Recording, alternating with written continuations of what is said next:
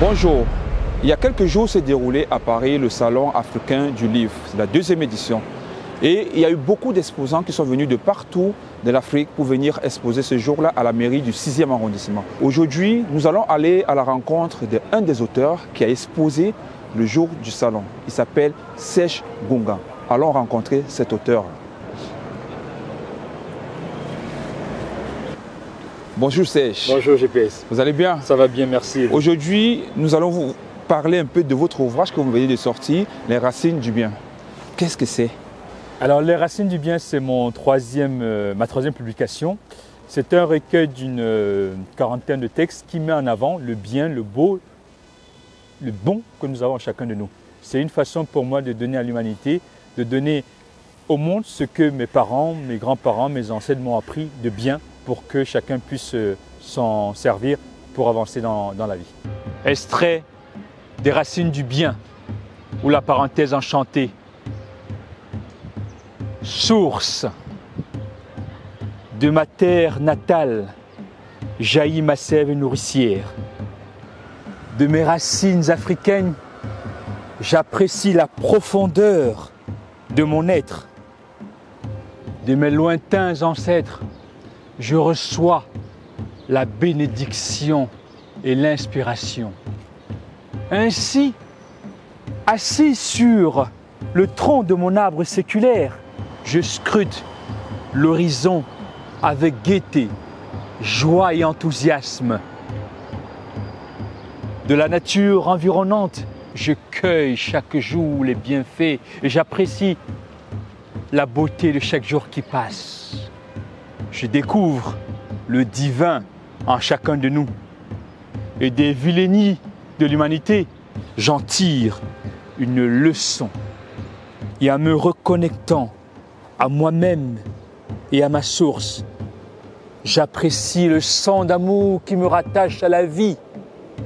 Et avec ma voix et ma plume, je décide d'écrire et d'enchanter le monde.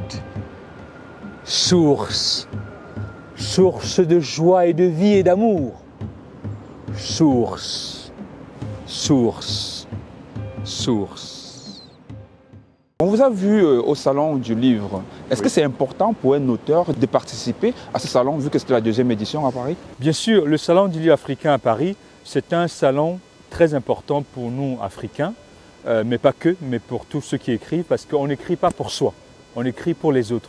L'écriture, c'est une façon de poser un regard, de poser un constat sur quelque chose, ou alors même de se projeter.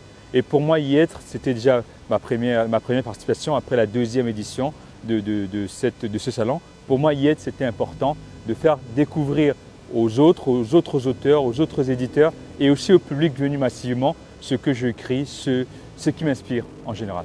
Et aujourd'hui, Serge, la technologie avance, Oui. Le monde avance, le numérique arrive, l'Internet arrive. Est-ce que les ouvrages sont encore plus lus par rapport, on parle plus du piratage maintenant dans certains ouvrages qui sont plus diffusés avant même que vous, les auditeurs, puissiez les diffuser?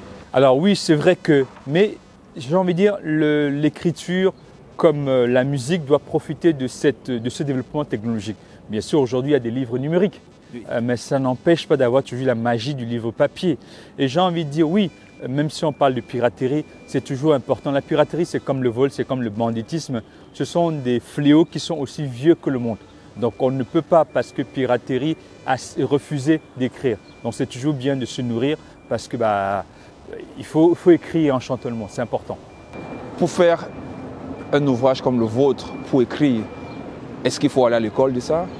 Est-ce qu'il faut s'inspirer des trucs? Comment pouvons-nous, une personne lambda qui n'a jamais fait l'écriture, qui adore, mais qui veut se lancer, comment il doit atteindre les étapes pour arriver à votre niveau? L'écriture, c'est l'étape ultime lorsqu'on a compris que son expérience peut servir aux autres. Et après, maintenant, il y a des techniques pour apprendre à écrire. On a commencé tous à écrire des petits textes à l'école maternelle, des petites poésies, des petits romans. Même quand on drague une jeune fille, on lui écrit des textes d'amour. Donc ça, c'est aussi l'écriture. Après, maintenant, on n'a pas envie forcément que les autres le lisent, on a un peu honte. Mais il ne faut pas perdre de vue que quand j'écris quelque chose qui est simple, qui est basique, je parle de moi certes, mais toi, quand tu le lis, tu peux te reconnaître. Donc le fait d'écrire, d'être publié, c'est la volonté de sortir de soi-même, de son ego, de son nombrilisme, pour aller à la rencontre de l'autre. On le fait naturellement par la parole, par la discussion, mais pourquoi on ne le ferait pas par l'écrit? Donc l'écriture, pour moi, c'est une façon de tendre la main à l'autre, comme on le fait naturellement dans les discussions et dans les rencontres comme celle-ci. Et donc, c'est-à-dire que demain, si ça m'énerve, je peux aussi me mettre à vouloir sortir aussi un bouquin. Ah, mais pourquoi le Mais faire? qu'est-ce que je dois faire? Je dois seulement... Non, pas bon, c'est une façon de parler. Vous savez trop bien comment, voilà, au TRT, nous on aime toujours parler. Déjà, mais après, on a toujours besoin de ce truc-là pour commencer quand même. On ne se lève pas un matin, commencer à écrire pour écrire quand même. Je suis d'accord. On a quand même besoin d'être cadré, de rencontrer des aînés. Oui. Ça, c'est certain, mais je ne veux pas démystifier l'écriture en disant que tout le monde peut écrire.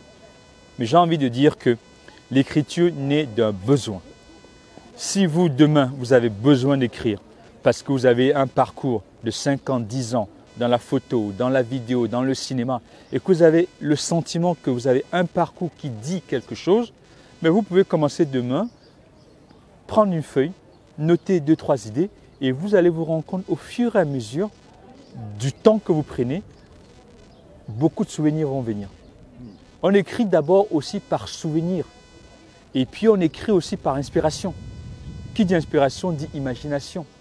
Donc l'écriture a plusieurs formes. Donc ça dépend vraiment de ce besoin-là de dire les choses au monde.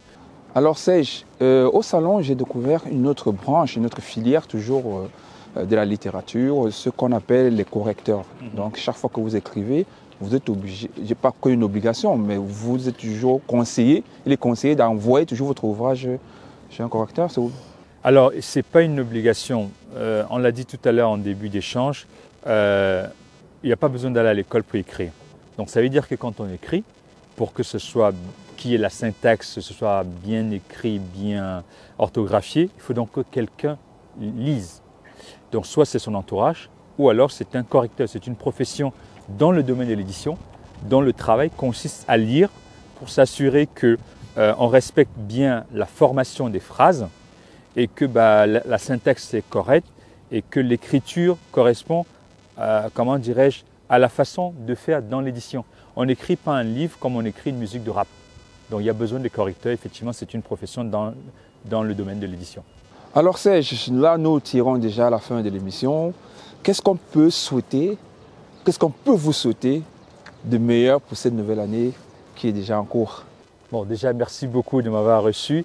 Alors, qu'est-ce qu'on peut souhaiter? Je souhaite trouver du temps pour aller présenter mes ouvrages au Cameroun et aussi terminer le roman que je vais présenter au public l'année prochaine, qui sera mon premier roman, dans ma quatrième publication, et puis faire en sorte qu'un beau jour, je puisse mettre un livre en tant que best-seller pour la littérature camerounaise et africaine. Ce serait vraiment un vœu pour les années à venir. Voilà, Serge, on vous souhaite le meilleur pour votre réalisation, en sachant que votre bouquin est toujours disponible, Les Racines du Bien, qu'on peut toujours le commander sur les différentes plateformes, la FNAC, Amazon, pour pouvoir avoir le livre de l'auteur Serge Gunga, qui était notre invité aujourd'hui à Paris. Merci infiniment et à bientôt. Ils viennent du Kenya.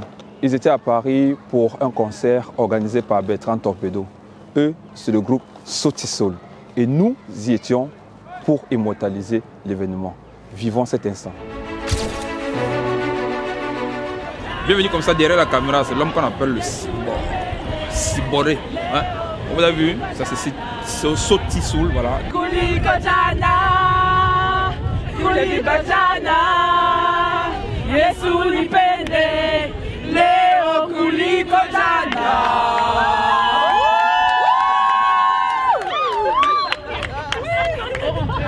Cyborg derrière la caméra, pour la photo, comme toujours, hein, c'est la communauté africaine qui gagne. Là nous sommes dans un beau cadre. Le flow de Paris, c'est ici. Une très belle salle mythique, très branchée. C'est là où beaucoup d'artistes sont couverts. Regardez comment les gens arrivent. Des belles dames. On va un peu prendre quelques réactions parce qu'il y a un drapeau. Mesdames, bonsoir, vous venez d'où en fait? Expliquez-nous. From Rwanda. Ah, ouais. Bonsoir. Regardez très bien comment elle est bien représentée. Nous sommes là, le Kenya est représenté. C'est l'Afrique qui gagne. Okay. Très belle. You are beautiful. Thank you. Very beautiful. Okay. C'est une autre diaspora, hein. C'est le Kenya.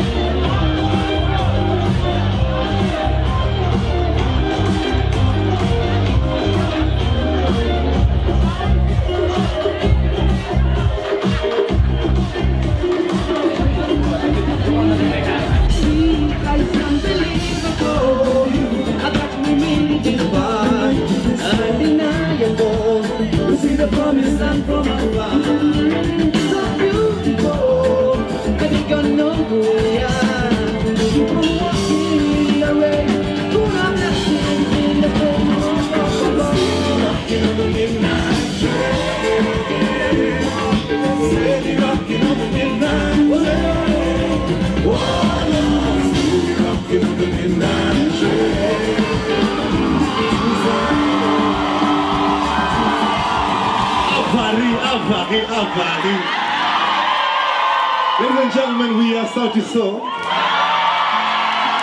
I want to say first of all, thank you very much for your patience.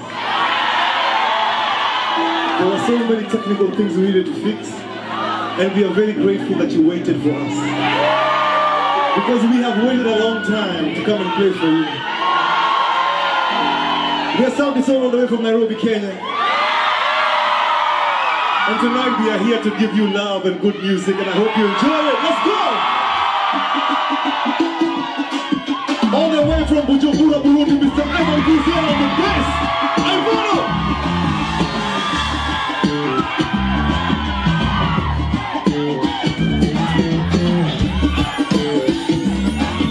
J'espère que le spectacle du groupe Sauti Sol vous a plu.